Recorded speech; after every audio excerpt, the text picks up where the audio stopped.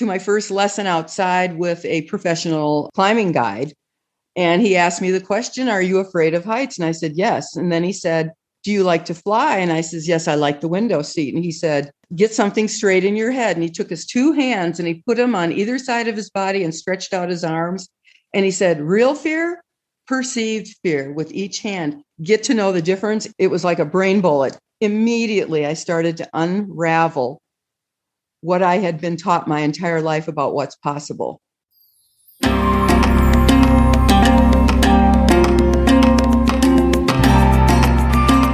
I loved today's interview, and I hope you're going to enjoy it too.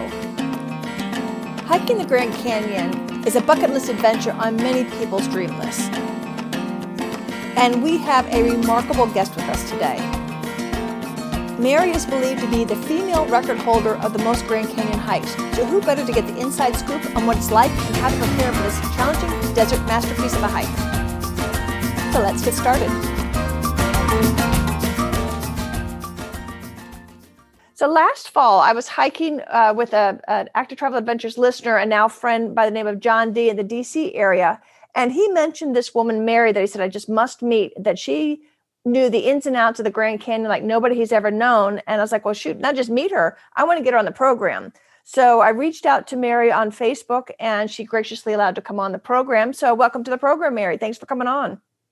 We are delighted. So if you wouldn't mind, could you tell us a little bit about yourself, perhaps your age, and then about your history with the Grand Canyon, because you have quite the history with it.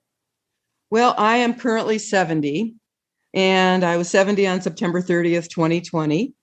And I just celebrated my 142nd trip, either all the way down and out or completely across the Grand Canyon last November. I started hiking the canyon when I was in my 20s, carrying all three of my children in homemade backpacks to the bottom and back again. And every single trip has been a day trip except two, where I stayed overnight at Phantom Ranch. Okay, so you were doing down and outs in one day, or just when you say, I want to make sure I understand, you went down to the river and back in one day that many times? Yes, that many times. Wow. I never count a trip into the Grand Canyon as a completed trip until I've actually been to the river. Oh, my word. Okay. And so that it's got to be some kind of a record. I've been told by backcountry law enforcement on numerous occasions that other than the staff, they do believe I am the woman record holder. How about that? And all right. Now, I know the Grand Canyon's beautiful. I've been there twice myself, but there's got to be some fixation or what? That's a lot of trips, Mary. Well, there is a fixation. I started hiking with my children when I was 23, and I found that there was nothing available to carry them in. And so I built and designed 3 of my own homemade backpacks. And my daughter, who's 47 years old now, I carried and logged 4,000 actual hiking miles with her in these 3 homemade backpacks. And it was just something that wasn't done in the 70s. It was unheard of. And I don't know, something in the adventure spirit just completely got a hold of me. And that transferred through to all 3 of my kids, and they're all athletes. And, you know, the sky is the limit when you're able to think beyond what you think is possible. It's just unbelievable what you're able to accomplish, which has flowed over into every single aspect of my life, by the way. Which is one reason that I do this podcast, because that's what I found too. I'm a late bloomer. I didn't start anywhere near you. I've only been doing this less than 10 years, but I was like, oh my gosh, this changed my life. There's something about doing these kinds of adventures that just really makes you feel good about yourself, as well as being a healthy fixation and a healthy hobby. Yeah, it really does. And the thing that really has changed my entire life, even more than the Grand Canyon, was rock climbing. I overcame fears of heights, edges, drop-offs, and I realized throughout this entire process that there is a big difference between real fear and what you perceive as fear. And through, adventure hiking and climbing, I've learned the difference between the two. And it's literally rocked every little corner of my existence. Okay, I know we're going to be getting off the Grand Canyon topic a little bit, but can you talk a little bit more about that? That's fascinating. Well, I was 55 years old before I first had a climbing harness on. And as of this date, I've had 31 eye procedures from head trauma. And I'm left with triple unstable double vision and vertigo every minute of every day of my life. So when I was challenged to put a harness on at 55, I'm like, oh, I can't do that. But it was my son. And so let's fast forward to my first lesson outside with a professional climbing guide. And he asked me the question, are you afraid of heights? And I said, yes. And then he said, do you like to fly? And I said, yes, I like the window seat. And he said, get something straight in your head. And he took his two hands and he put them on either side of his body and stretched out his arms. And he said, real fear, perceived fear with each hand. Get to know the difference. It was like a brain bullet. Immediately, I started to unravel what I had been taught my entire life about what's possible. And because of the climbing, by the way, the Grand Canyon goals became much, much higher and seemed more attainable. So that by the time my son got to me and said, Mom, do as many trips as you are old, I realized that, yes, it was something that was actually within the realm of possibility because I had gotten through the real fear versus perceived fear and the sky is the limit thing. And then life begins at the end of your comfort zone came to be true as well. Do you find that you are a good judge now of what you should actually be afraid of? I mean, to be cautious where you're supposed to be cautious, or do you blindly go where you shouldn't be going too? Yes. It has taken none of the fool fear factor away. People tend to be foolish, but when you're older and when you can't see well, you have really bad visual problems, you don't ever want to lose that fear. No, that fear is definitely still there, but I manage it to the point where it doesn't stop me from enjoying my life. Years ago, even hiking down the Grand Canyon was scarier than heck because everything is over the edge, and then over time that has become completely manageable. And I have actually assisted other hikers while in the canyon with this, what I call kind of irrational fear of edges and, drop-offs and stuff. Are you on a lot of edges because I've never hiked the Grand Canyon. I wasn't a hiker when I was there. Oh yeah, you are. You don't have to be like on the edge. All the corridor trails are approximately 5 feet wide and they're maintained. And so you don't need to be like at the edge at all. But a lot of people just perceive that if you get close, it's really scary. So that's what I've overcome is I've had the ability to actually work through that little by little by little while driving in mountain roads and climbing 1,000-foot vertical walls and all the other cool stuff that I've accomplished by understanding real fear versus perceived fear. I had something a little bit similar, actually, in your neck of the woods in Tucson at the Miraval Resort. I don't know if you've been there, where they have these challenge events. Oh, yes. Yes, I know where that is. Yes.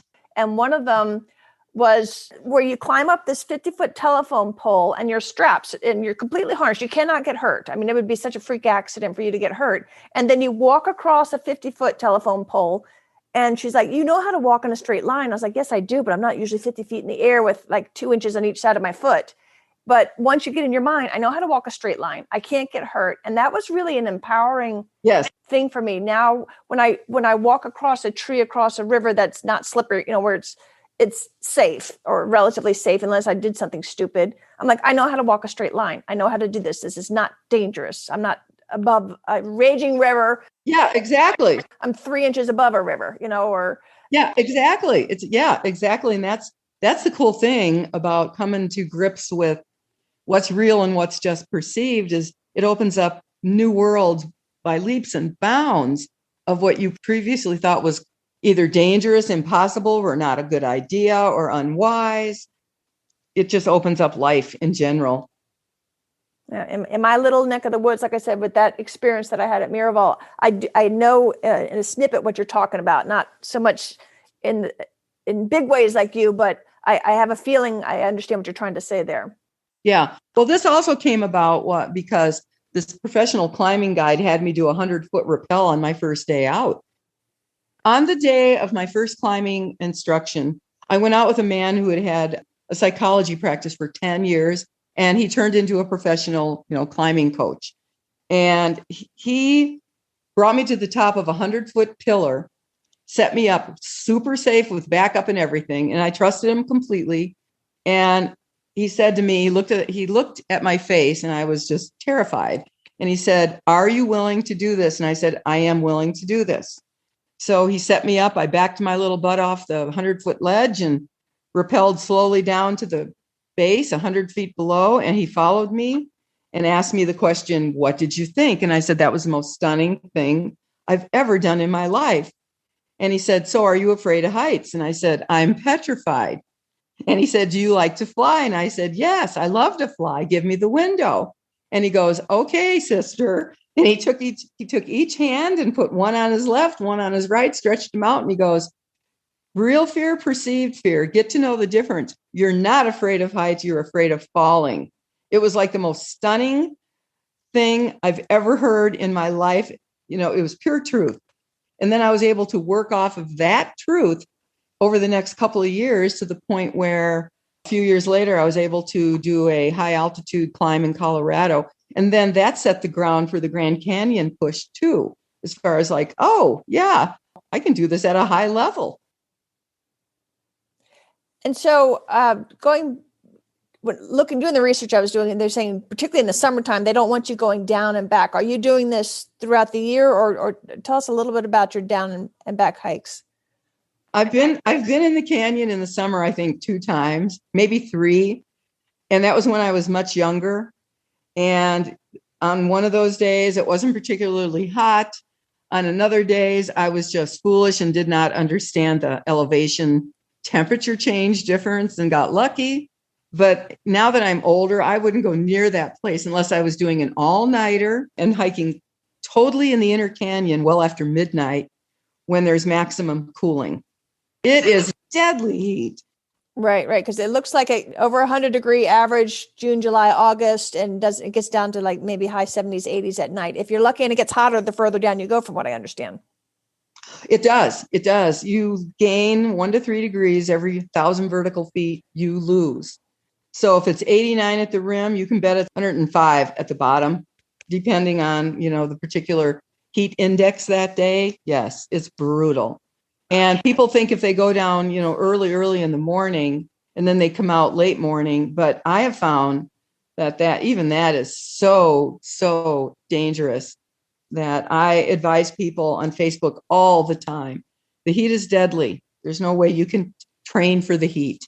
Oh, I live in Phoenix. No, you can't train for the heat.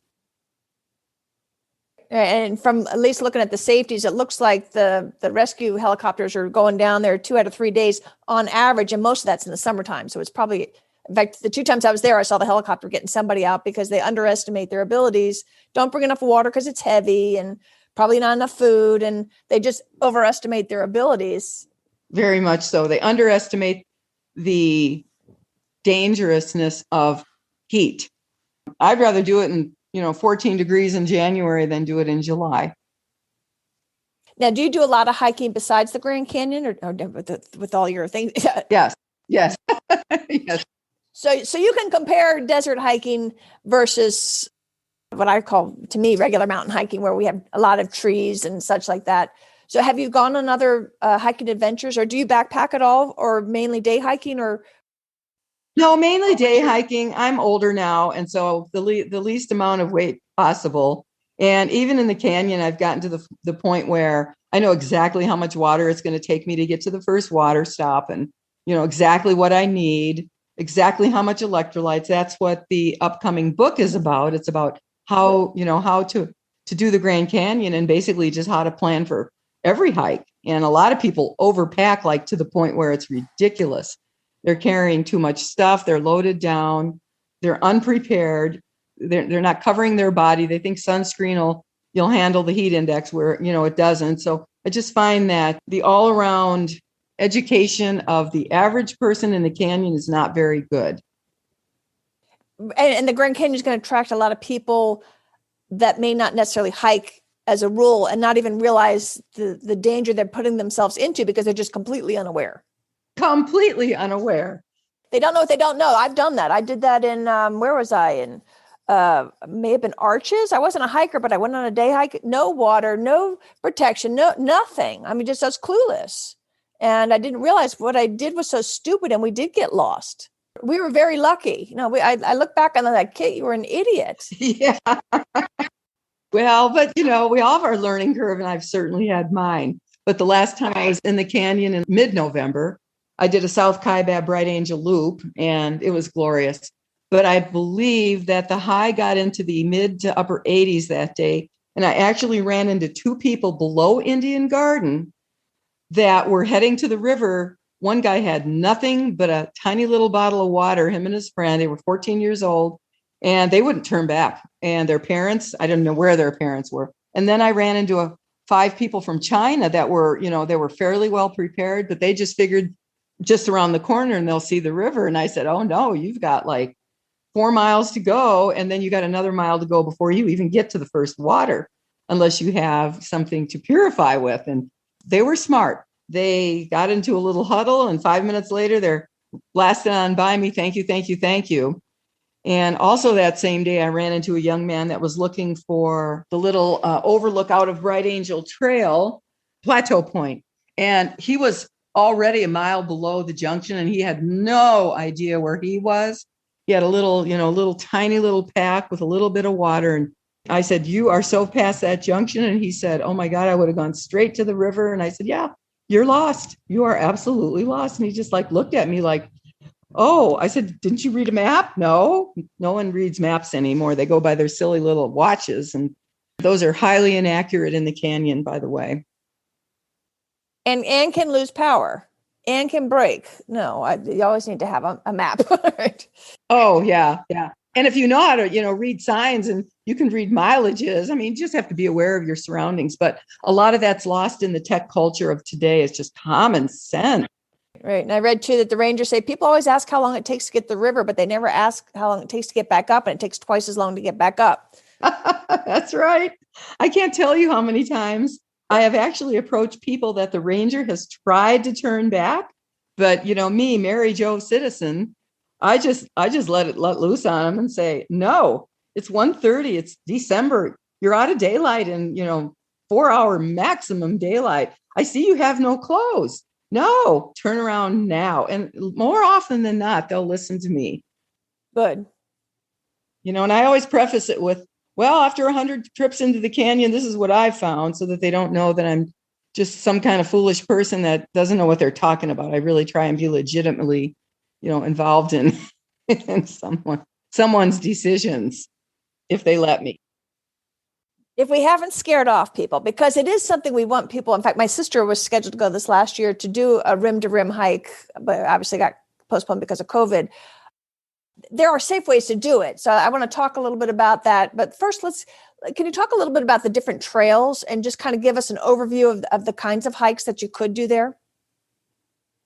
Yeah, well, for first timers, unless you're a seasoned hiker that has a lot of experience, like on Long's Peak in Colorado, and route finding and being really remote, I would highly suggest staying on the corridor trails the first couple of times you hike, which is South Kaibab, North Kaibab, and then Bright Angel. And then there's a little stretch between the two of about a 4.2 mile nice trail called the Tonto Plateau, which is a shortcut between Bright Angel and the South Kaibab. And there, I mean, I'm still exploring those, and I'm older now, so I don't really have a huge overriding desire to go on the less traveled trailer, simply because I'm older and slower, and they're much harder. And I just don't feel like working that hard at this point in time. So I'd highly recommend the corridor trails. And if you're fit, a trail, a hike to Indian Garden and back again would be good, or that's on the Bright Angel, or South Kaibab to Skeleton Point is the most fantastic trail in the world for a short day hike. Great. I'll make sure to put notes to all those trails in the show notes. And also, too, I believe in the corridor hikes, you do have occasional access to water, which is nice. If the pipelines are working, sometimes I hear they break. So you still need to bring your water, but you might be able to top it off. Is that right? Did I get that right? Yeah, well, like in the wintertime, I typically drink a half a liter from the rim to the river. And there is two giant water spigots just beyond the Black Bridge.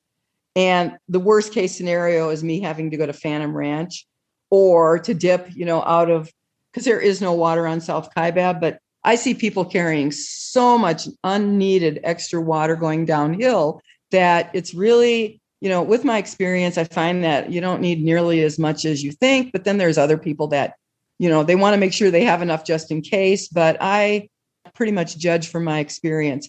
And I will bring tablets rather than a filter because tablets take up zero room, and a filter, I have a filter, but it's a little bit on the bigger side. But there's something called Life Straw, and you can take all that if you feel like you need it.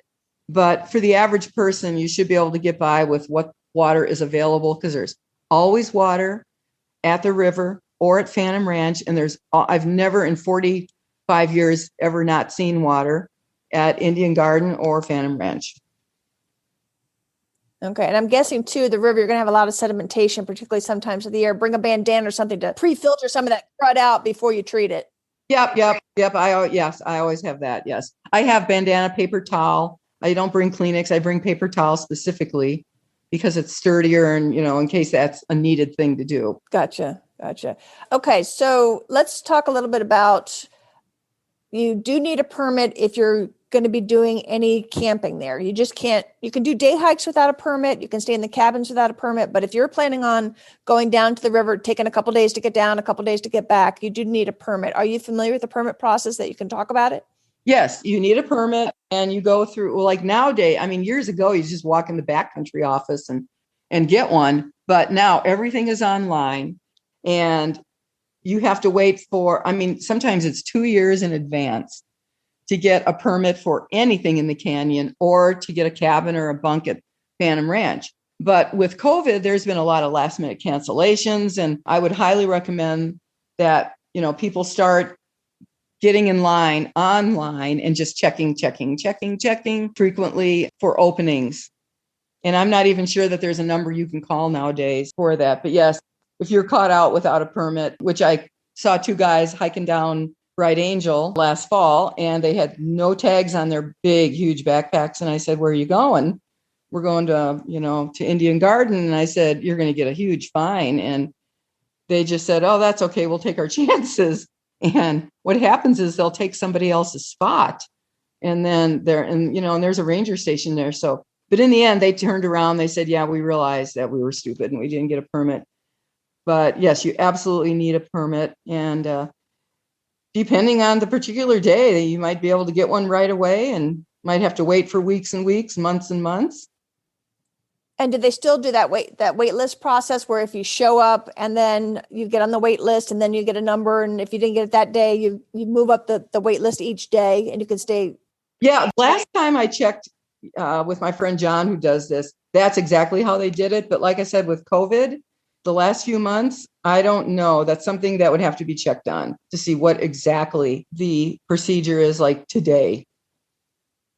Right. And also because this is an evergreen podcast, if you're listening to this in 2030, things may change. So check the website, see what the current status is. But as of right now, you can always go to the backcountry office if you're there and want to try.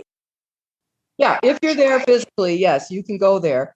And a lot of people get lucky because I'm on the Grand Canyon Hikers site. There's about 50,000 members on this particular site. And people are constantly communicating about permits and ride sharing and, how to get to this location and that location. And what did you feel about this and that? So that is another information source. And tell me that resource again. It's the Grand Canyon Hikers site. Gotcha. All right. I'll put a link to that in the show notes as well. I saw something funny too on the National Park Service website. When somebody gets a permit, let's say somebody has this great idea. "Oh, I'm going to go, hike rim to rim or whatever. I'm going to do it solo." Or you want to go right in the middle of August or whatever the case may be. If the rangers think you're doing something stupid, you're going to get what they call it, "you will die trying" email, where they try to persuade you. They won't tell you not to, but they try to just persuade you to rethink this great idea that it's not the smartest thing in the world. Because again, people may not know what they don't know. I've never heard of that, but I have heard in person with my ears the rangers say, "We don't recommend what you want to do." And for years and years and years, I've been asked to become, an actual volunteer in the canyon. And I always say no, because then I can't say to the people how actually dangerous it is. And so I have not heard that particular statement ever from a ranger to anyone. Yeah, I saw two samples online. Oh, did you? One was for somebody going solo, and somebody wanted to go during the heat of summer and do something ridiculous, whatever it was, ridiculous. And they'll give, if you get the permit, they'll give it to you. They're not going to, you're a grown up, you can do what you want to do, but also be aware that the taxpayers are going to pay for the helicopter, but you got to pay for everything else after that. So it's on your nickel. So, and if you get fatigued, that doesn't count. So they had all these different exceptions, but I thought that was kind of interesting. Right. Okay, there's a site called Grand Canyon R2R2R Run, ! That's one group.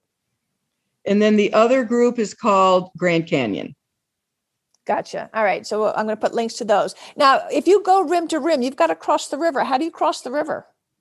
There are two places to cross the Colorado River. One is the Black Bridge at the base of the South Kaibab Trail. And the other one is the Silver Bridge, which is not far to the west of there. You can see basically one from the other. So other than, getting across by some dangerous manner, those are the only two trail crossings in the entire canyon. Should mention too, that one way that you can get around worrying about getting the permit is go with one of the 24 officially permitted guided trekking companies. And I'll have a link to that in the show notes as well as on the travel planner. So that's, if you don't want to deal with it, that's their problem, is that I'm sure they get certain allotment of permits so that they can schedule their trips and all that. And then having a guide that knows the canyon and knows what they're doing, they can help keep you out of a lot of trouble. Yeah, they can. But, I find that if you have a common sense and you're super fit and you can read maps and trails, this is like the easiest trail system to follow I have ever been on in my life. There's no way to get lost. There's no way to not find your way. And I've done rim to rim in the pitch dark. The vast majority of my 142 times have been solo, many, many at night. And I don't think for the first time you do it, you might want to not do it at night. But then again, if you're, a massive trail runner and you've done 50 milers in Colorado overnight, I don't think this would be that overwhelming at all, because it's really, really well marked and wide trail, the whole entire length. But it is about, at least from what I read, it's like 4 or 5 hours to get down and then like 7 to 8 to get up. So it's a long day's hiking if you're going to do it in one day. Me, I would do it in 4 days. I would make a 4-day plan out of it. Yeah, that completely depends on your fitness. Completely depends. I would rather go down and out in a day and carry a small little vest pack than I would hauling 35 pounds down. No more. So I am completely on the other side of that issue, being that I'm older and I've carried all 3 of my kids in heavy packs, backpacking myself, and it's like, no, the lighter I go, the better it is. Faster I can go. What's the deal with mule packing? How does that work? Is that possible? Yeah, that is. You can pay to have your stuff carried down to Phantom Ranch. I don't know what the fee is, but either down, out, or both. Or you can take a mule if you so desire to do that. But I've never been on the mule. And to me, that would be absolutely horrifying to be on a mule going downhill on those trails. I would have to shut my eyes the whole way because it is over the edge. There's never been an accident, but I have zero desire to take a mule down into the canyon. There may come a day where I can't hike and I do take a mule, but that's not quite yet. That's funny. I never thought of that. That reminds me of a trip. That same Grand Canyon sister, she and I went to Mexico to see the monarch butterflies that overwintered there. Oh, very cool. We had to take a horse up, and it's this rocky rubble straight up. And every once in a while, they'd switch the behind. We didn't know it, and the horse would start galloping a little bit. And we're holding on for dear, I don't know, horse parts in the saddle, that horny thing in the front. And we're like, we're going to die. We are going to die. Yeah, no, that that whole thing, that whole scene just horrifies me. And on my 100th hike, 3 of my guy friends from the climbing world wanted to go with me. So I had 3 guys with me, and we did South Kaibab, Bright Angel. It took us about 8.5 or 9 hours to do the entire loop. And the entire loop was like 17 miles. And there was a couple of mule trains went by, and I told my friend Jerry, I said, listen, when the mule train comes by, I want to say, this is my 100th trip in the canyon. You need to get off your ass, and then you need to get off your other ass. And he said, you will not say that to those poor people on those mules. And so I've never done that, but that's kind of my secret desire is to help people to get off your ass. Because seriously, it looks terribly scary. And then, all right, so if you're on a skinny part and the mules come by, who's on the edge? You or the mules? You have to do exactly what that mule skinner tells you to do. And every single time I've been told to step aside, I am told to step on the inside of the trail, not the outside of the trail. And I've been allowed to go by on numerous times because before, all the way into my mid 60s, I was running this trail. I wasn't hiking it. I was actually jogging it. And sometimes they would see me coming and they would be stopped because they stop frequently for resting on the way out. And they would let me go by on the inner part of the trail, and I'd pick my way around. And, and I was kind of like their back end is right there in my face, and I hope they don't kick me. But it's never, ever. I've never heard of anyone getting kicked by a mule or anybody in any danger at all from anybody on the mules or because of the mules. My only close encounter wasn't a mule, it was the horses that were packing our gear in Bhutan. And one got stung by bees. And so I'm on the skinny little trail, and I was actually recording because I love the little bells. And I was like, I'm going to keep the memory of that bells. So I was recording it when all of a sudden the thing got stung by the bees or got spooked or whatever. It squished me. I was like, I'm about to die and record my own death here as the thing's coming to trample me. So. That's kind of what we talked about earlier about, quote, life begins at the end of your comfort zone. And those memories that you have, that I have, there is nothing that can take the place of those memories. It's like embedded into our entire existence. And honestly, you wouldn't have it any other way, would you? I know. And those are the funny stories anyway. That's what you remember the most, all those kinds of things. Yeah. So we talked about summer not being the best time to go. Tell us about the fall, winter, and spring, and what's the pros and cons of those? Well, I like the spring, and that's when I do my afternoon night hikes. I'll typically get there and start down 3 or 4 in the afternoon, April or May. And I'll also, by the way, another thing that listeners need to know how to do is Google the weather forecast at Grand Canyon Village, and then in a separate thing, weather forecast Phantom Ranch.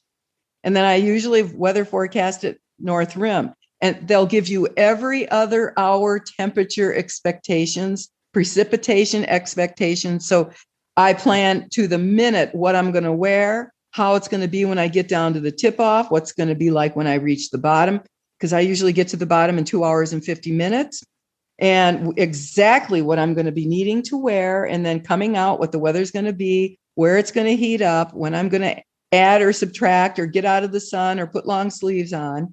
That is highly important for people to understand every hour's temperature guide and precipitation possibilities so you can plan accordingly. And I do that 10 days out before I'm hiking. 10 days out, you said? Yes. And I check every day. I still check every day, even though I haven't been there since November. I still check Grand Canyon Village and Phantom Ranch every single day. All right. So with that kind of historical knowledge, when do we have to start worrying about thunderstorms? Well, let's see. Normally in summertime, but yes, lightning happens. That's part of the reason I don't go in the summer as well. Basically, in the summer, I don't go because of the heat. I would be prone to not going if it was a really, really active thunderstorm day. Like say it was, in September or whatever, and it wasn't destined to be super hot.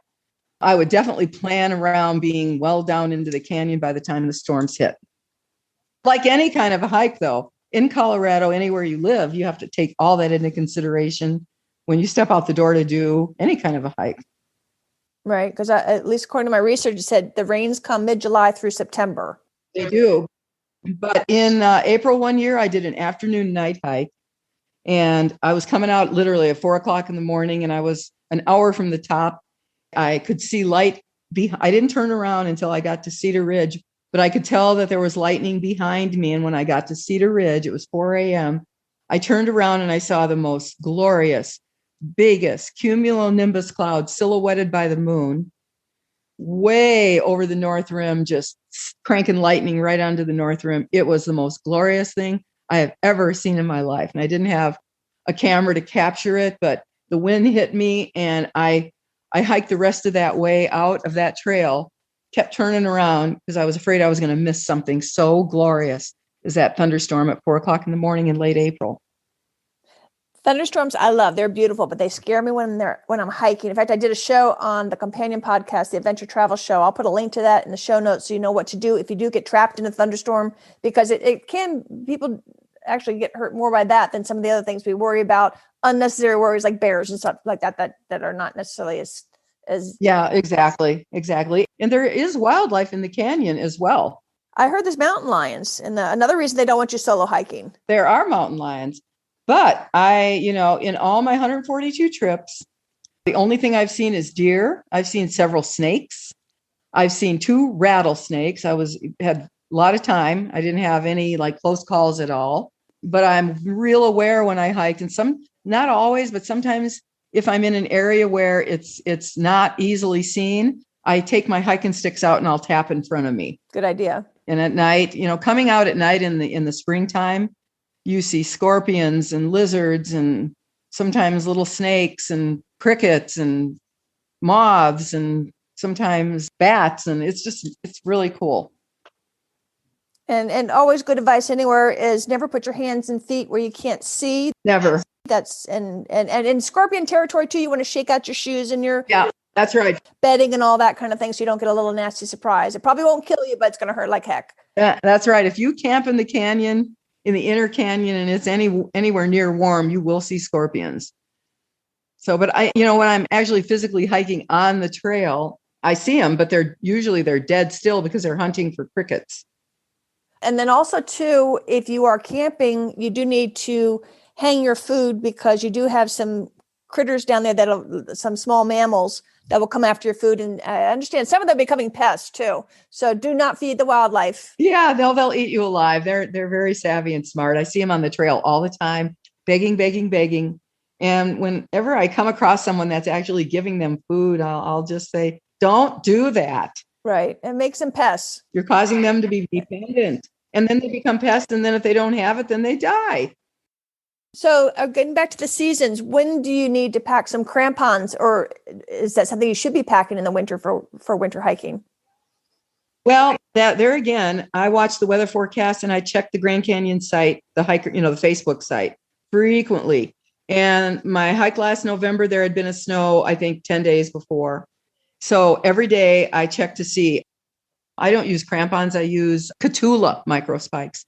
And there's also a couple of other brands that are pretty dang cheap, $25 on Amazon, that work really, really, really well. But usually what I've found is going downhill at 4:00 in the morning in the pitch dark, I will definitely use them until the ice disappears, which can be anywhere from 1 switchback to, almost a mile below the rim, depending on how much snow they've had, how is it packed down, if the mules have softened it the day before and then it refroze into ridges, and how dangerous it is. And those things will give you really, really good grip.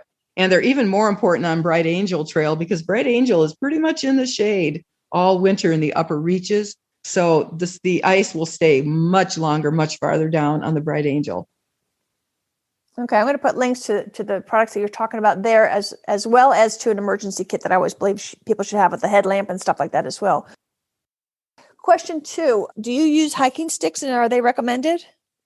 I use them when I need them, because I have a bad knee and I need a knee replacement. But on a good day, I have them in my pack at all times. However, in my years and years and years, I've found that, number one, they don't really help a lot. If you're not fit, you're not fit. And by leaning forward and weighting those sticks, it is so energy sapping. You can't believe it.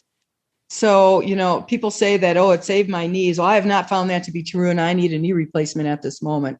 But I have them with me just in case at all times. And on the way out, like last hike I did, out of 17 miles, I used them literally for 4 steps, coming back up Right Angel, where my knee just couldn't handle the huge step.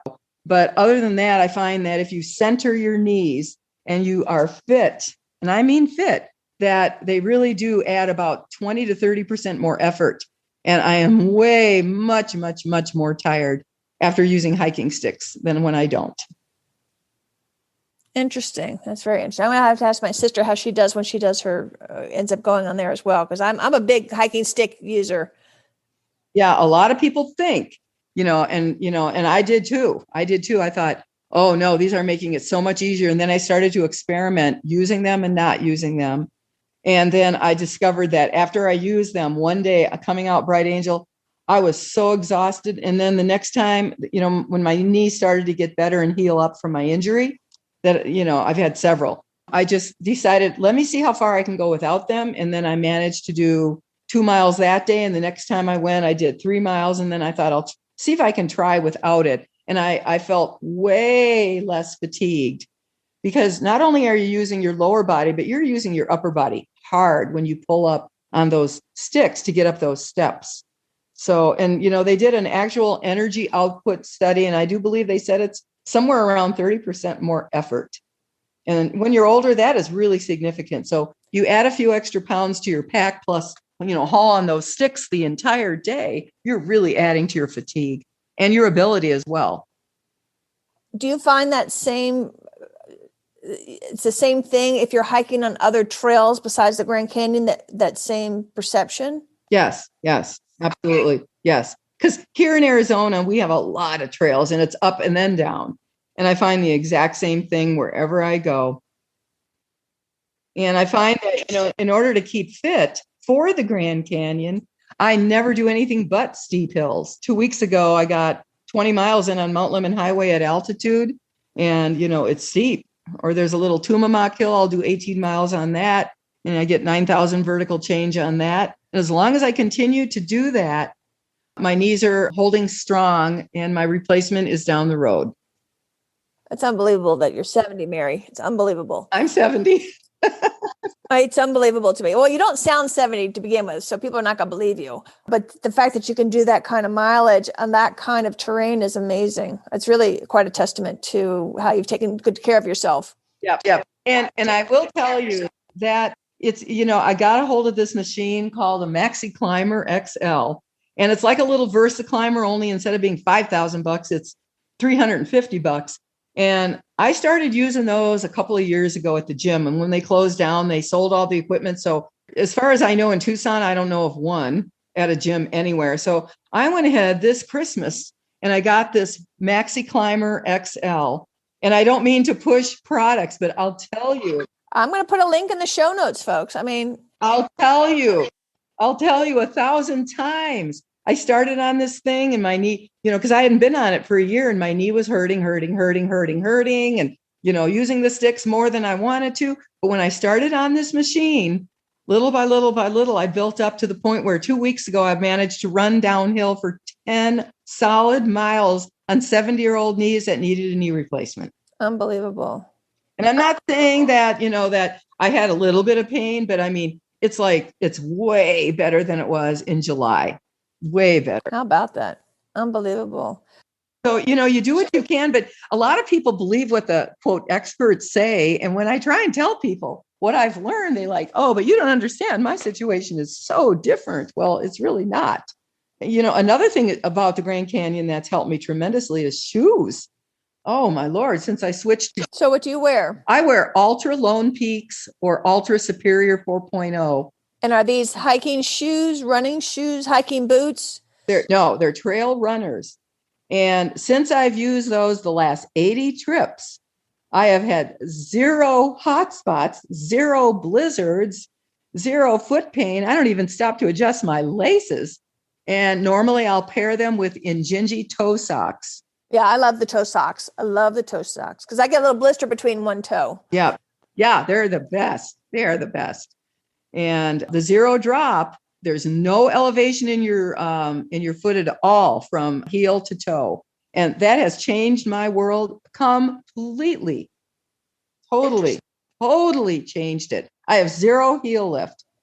And I've had 2 foot surgeries because of heel lift. Even a little heel lift makes me go crazy. Big neuromas and fat pad issues and all kinds of stuff. But since I've switched to Ultra brand shoes, I have not. My feet have healed up to the point where I hardly need any cushioning anymore. It's unbelievable. How about, well, I'm interested in that too, because I'm losing the cushioning in the bottom of my feet. Yeah, mine's gone. Not fun. Yeah, it's not fun. My mom had like none. And I was like, I don't want to be like that. So what else do you wear? I'm big into long sleeved, even in the heat. I like being covered from the sun. So tell me how you'd like to dress.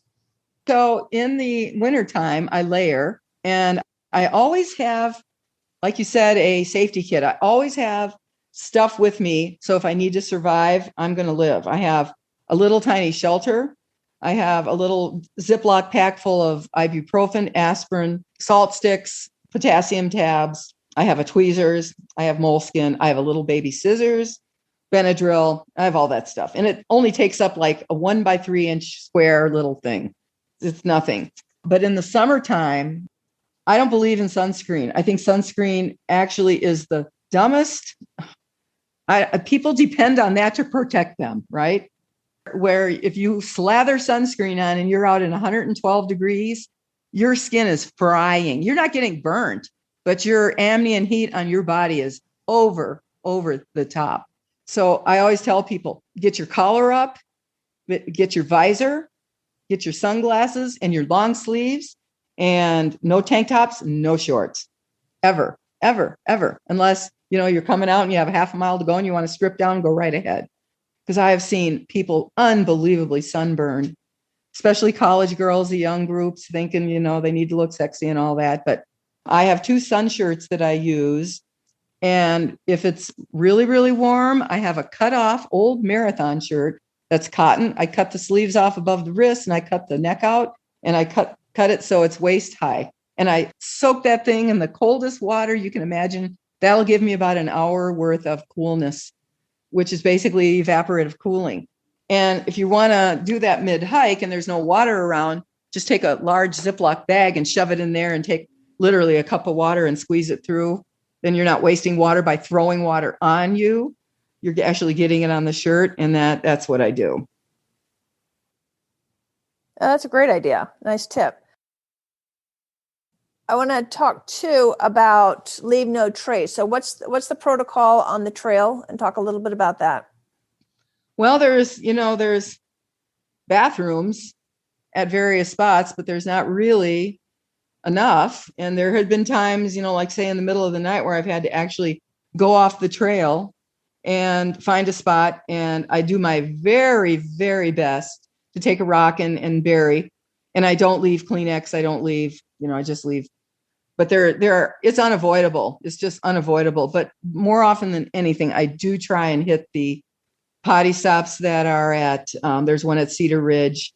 There's one at the tip off. There's, of course, there's Phantom Ranch at the bottom. And then there's one at the beginning of Bright Angel. There's one at the river at the Bright Angel Trail. And then there's, Indian Garden and 1.5 and 3 mile houses. So I try and hit those. But yeah, I hate it when I see somebody dropping something. I'll say, pick it up now. Bring a Ziploc bag, label it trash, put your used toilet paper in there in any wrappers and all that kind of stuff. And they also recommend too, when you're down at the water, if you have to pee at the water's edge so that it'll go in the river. So you're not in the river. So that's what they're recommending. Yeah, they're recommending that at the Park Service. And I thought that was interesting too.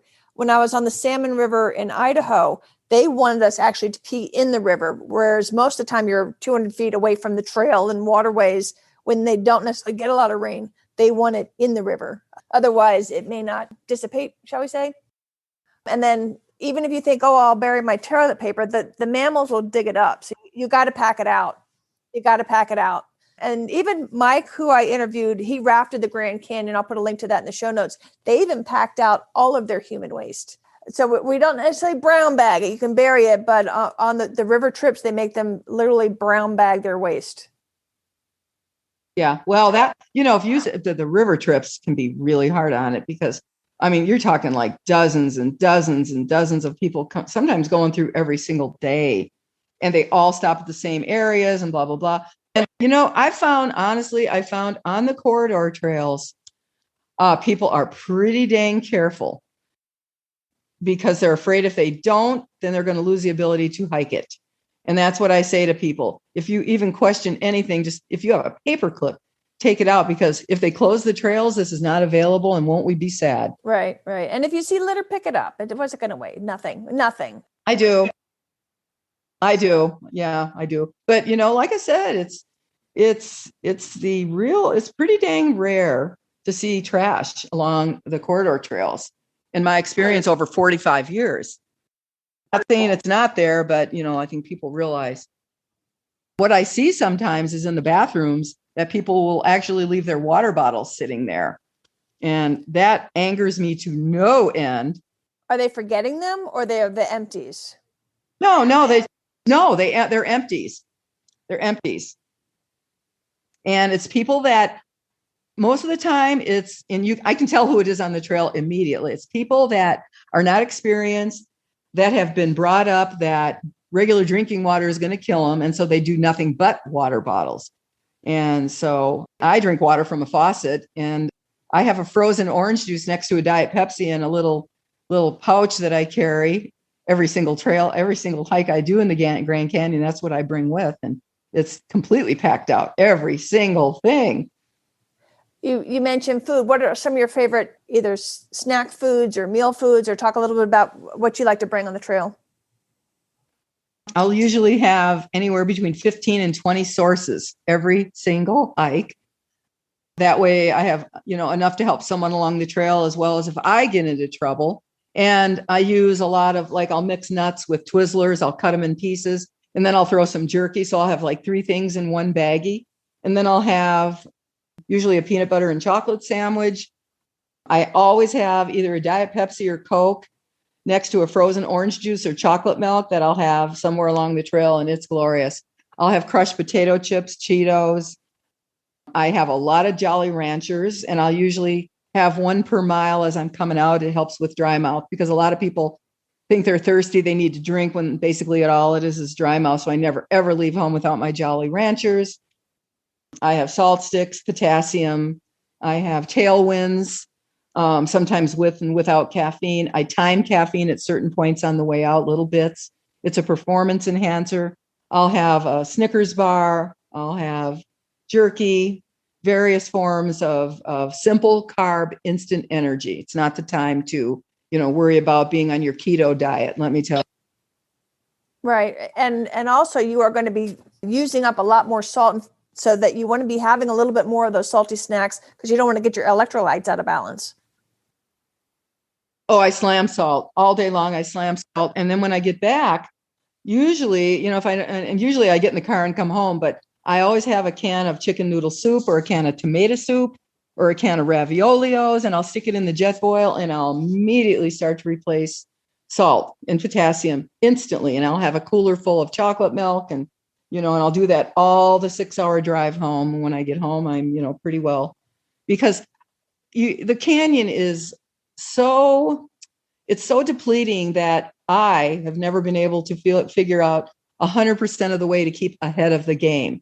So I'm always a little bit behind, and I'm not in danger, but I'm never able to quite keep up with what my body is burning as far as electrolytes. And I always push potassium way more than salt, because salt is not a huge issue, but potassium is for me. What would you guess is your caloric intake doing one of these hikes? And have you ever kind of figured it out? Yeah. Yeah. Probably over the course of, we'll say a 20-mile hike, I'll probably have 3,000 calories. But I always make sure that I snack before I get hungry, because over the 45 years, I have found that if I let it go even slightly, it's almost impossible to catch up. And when hypoglycemia kicks in or electrolyte imbalance kicks in, you get real sick sometimes really fast. And I've come across that on the trail dozens and dozens of times of people that have not hydrated, electrolyted, or food. And I found most of the time it's the hypoglycemia from low blood sugar more than anything. Interesting. And if they're not getting enough water, don't you see the little salt rim on the clothes or something? Not really, no, because people in the camp, well, people that are pretty savvy, most of the time they have plenty of water. And the times where I've seen that they've had one bottle in their hand, they're so angry that I've stopped them that I can't even get a good take on them. But the people that have stopped, that have been in trouble, it's vast majority, it's because of hypoglycemia, including 2 men that were hiking down last spring. I saw them going down and I passed them going up, and they were moving like turtles. And the first guy was mad at his buddy. And I asked the second guy, when did you last eat? 4.5 hours ago. And I pulled out a candy bar instantly and gave it to him. And I said, does this look good? And he goes, that's exactly what I need. And his buddy was making fun of him. Oh, come on, you're just a wimp. And I yelled back down to his buddy, you're an idiot. This guy is hypoglycemic. If you don't get him something, you'll be carrying his pack to the bridge. And it was a big joke. It was just a big joke, but it was hypoglycemia because he was sipping on water all the way down. It wasn't hot. And he was so ill. Tell us some more stories. Let's finish up by telling us some favorite stories. Well, my favorite rescue story is 2 years ago in November of 2019, or a year and a half ago. My friend Bill and I were planning on camping near the North Rim. The facilities had been closed for over a month, but the road into the trailhead is still open until December 1st. So we arrived on a Saturday around 4:00 in the afternoon, and the scheduled low temperature that night was 22 degrees. And we had enough camping stuff to camp in -10. We were all prepared.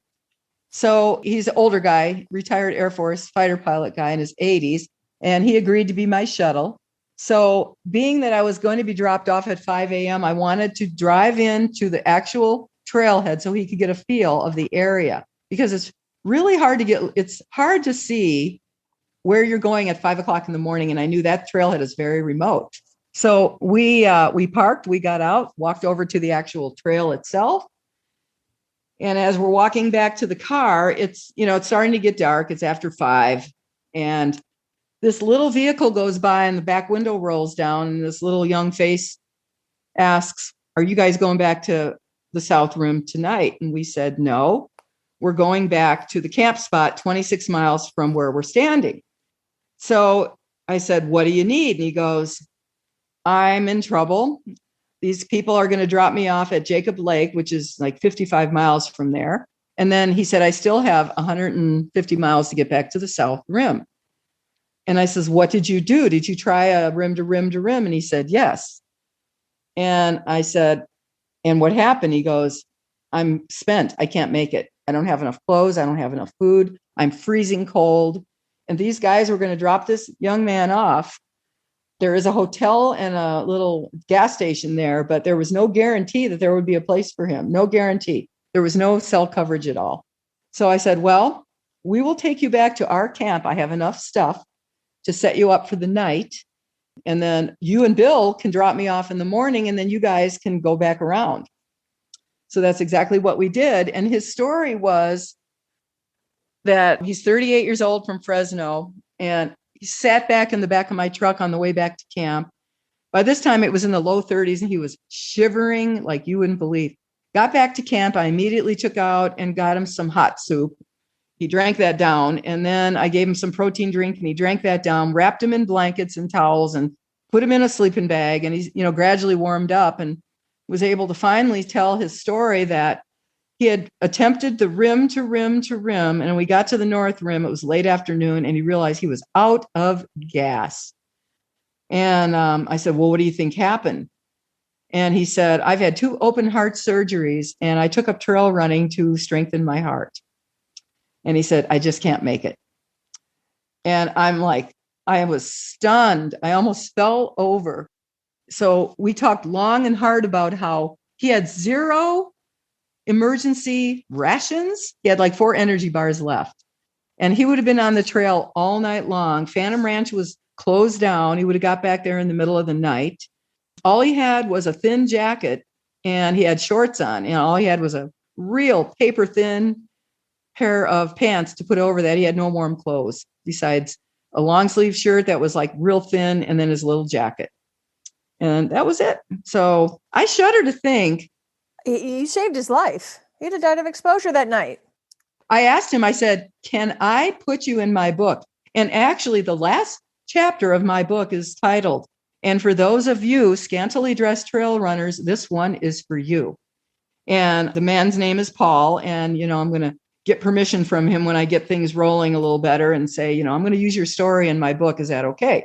And it was like, and him and Bill dropped me off at 5 a.m. the next morning, and 11 hours and 20 minutes later, I'm back on the South Rim, got my ride, did a solo hike. It was glorious, but he realized how close he came to possibly not making it. It was horrifying. It was horrifying to hear him talk. Yeah, I always I might carry more weight than I should, but I always like to be able to spend the night if something goes wrong. Oh, I always do. Summer, winter, spring, and fall. Summer, winter, spring, and fall. Yep. I'm ready for like all temperatures, all seasons, almost every time I go in. Yep. And in the wintertime, I switch from my vest pack to my 28 liter, and I have overpants. Nothing takes up huge amounts of room, but I usually have 5 layers on the top, 3 layers for my head, and 2 layers for my pants. And then I have, at least 1 pair of gloves / mittens. And that way, if I get caught out in January at the bottom of the Grand Canyon and I stub my toe, I'm going to be able to crawl over and hole up and survive the night. Exactly. Now, particularly when you're solo hiking, do you make it a point to make sure somebody knows where you're going and when you're supposed to be home? Yes, at least 2 people know where I'm at. And when I get out, I'll text them because you have spotty, coverage. And I'll usually, I always text someone. And, because when I get out at 4:00 in the morning and then I'm not driving back, and then I camp at various spots on the National Forest Service south of the entrance station where it's free. Someone always knows exactly. And I always do exactly pretty much the same trails anyway. So now we've talked a lot about safety and all that. How about a more fun story or a funny or a fun story to finish off with? I met this guy from Texas. He was from Austin, and it was at the bottom, and he was carrying so much stuff. His pack was literally bulging. And we connected on the Black Bridge, and then we chatted all the way up the trail until we got to, I think, Skeleton Point. And it was actually above that. It was between Skeleton Point and Cedar Ridge. And finally he says, look, I can't tell you how embarrassed I am. I'm 28 years old. You're 70. I can't keep with you one more step. And he sat on the rock and went, hoof, hoof. And people that were going by could hear it. And it was so dang funny. It was so cute. It was just adorable. So I left him, with love and hugs and all that, and went on my way. And then the other great story is I was coming out on a night hike, and people carry their bicycles across the canyon along the Arizona Trail. They have to actually they have to take the wheels off and put them in this pack, and their packs are tremendously heavy. And I got to the tip off, which is, just about 2 miles from the bottom. It's the first major junction on the Tonto Plateau. And I saw lights coming down the trail. And I got in with sight of this young man. His name was Max. He had red hair. He was real young. And I said, "Hi, how are you doing?" And he said, "This is really hard." So he took off his bicycle and just sat on the ground. And I said, "Well, do you have enough food?" And he said, "Oh, I have 12 Cliff Bars." And I said, "What? Cliff Bars? After one, I'm just barfing them. They're so gross. They're engineered food." And he goes, "That's all I have is 12 Cliff Bars." And I said, "Well, how would you like a ham and cheese sandwich?" So he said, "What?" And I said, "Yeah." So I dropped my pack and I pulled out a half a ham and cheese sandwich And I took out the last of my Cheetos, and he sat there and he made a sandwich. He opened up the bread and put the Cheetos on like it was lettuce, and he just sucked that down. He goes, "Oh, this is the best food I've ever had in my life."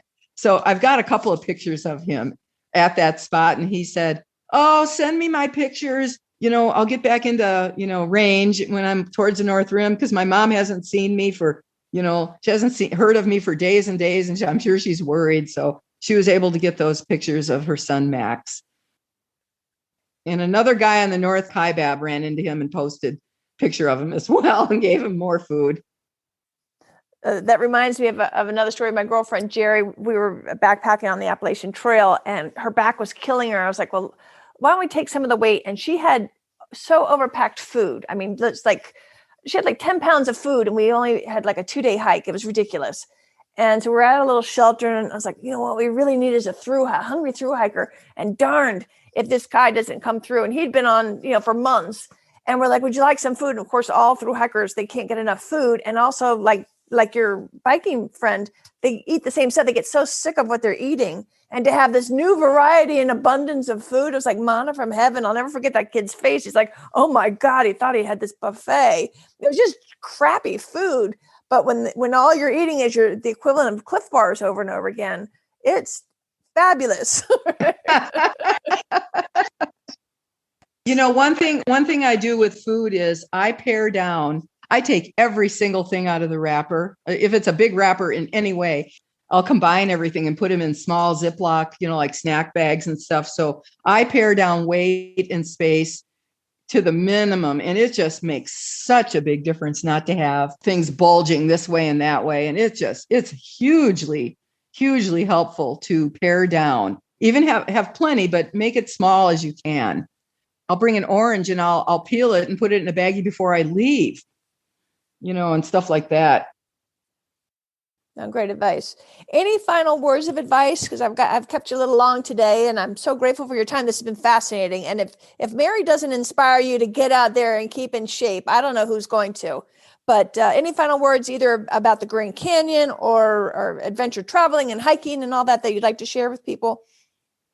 Well, I would like to say to every human being out there, you haven't lived unless you've adventured. I do believe God put us on this planet to seek out what he's made and pursue your physical possibilities at a very high level. And I've discovered this through climbing and through hiking, getting out of my comfort zone. And until you get out of your comfort zone, you really don't know what life is like. And the way to do that best is physically, because it makes you better to do everything in life, your personal relationships, your job. There's no downside to adventuring, period. Couldn't have said it better myself. Now, I know you've got a book that's in the works. Like I said, this is an evergreen podcast. On the show notes, there will be a link. And as soon as the book is out, I'll have a link to that. Great. So that people can keep up with your adventures and get more of your wisdom, because there's probably nobody on the planet, practically, if anybody, that knows the Grand Canyon better than you do, Mary. Except the Rangers, maybe. Yeah. One PS. Part of the book is going to be a picture of me with 3 or 4 different pack types. And then and then without me in the packs. And then an artist is actually going to draw over every single pocket and crevice in my packs to see exactly what I bring. I think that would be the most helpful thing for hikers that don't know what to take. I'll tell you, I never, ever want to stop adventuring. My son predicts that I'll drop in the Grand Canyon will be where I die. And I said, okay. There you go. There could be worse places to go, spread the ashes on the Colorado.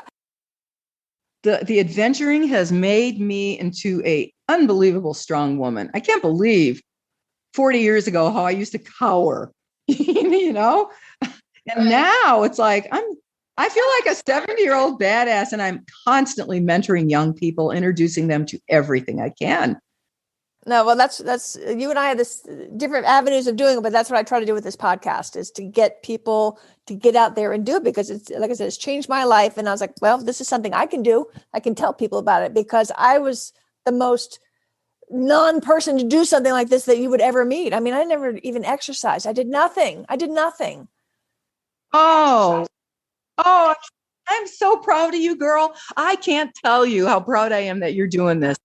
Now, I hear you're not just a badass in the Grand Canyon, but you also rock climb as well. Tell us about that. I'm the woman record holder, not only in the canyon, but on 3 different rock climbs as a 70-year-old. And I feel like a badass. And I just thank God, because God is the one who gives me the ability to do everything I do. And I want to hear, well done, good and faithful servant. Enter you into my joy when I see him. By the way, my Grand Canyon time record was at age 62. My son kept pushing me. And then I had a German college friend that kept pushing me to go faster and faster. And I said, Robert, maybe I can break 6 hours down and out. And he goes, well, let's just see. And so over the next few weeks, he got me to the point where, anyway, long story short, at 62, I ran down South Kaibab, touched the Black Bridge, and hiked out in 4 hours and 57 minutes at 62 years of age. And that is no kidding. And now it takes me 8-9 hours. I don't care now. I'm just thrilled that I can still hike it. But that was a big goal for me as I aged, and I was a marathon runner. And there's a mountain down here called Mount Hopkins. I've been up and down that thing 87 times. I'm real slow and old now, and I'm real happy to be slow. Real happy. Your idea of slow is a lot different than mine. I live at sea level, girlfriend. I have to really train when I got to do a mountain. Right? Yeah, let's plan on April. That'll be fun. We'll do it.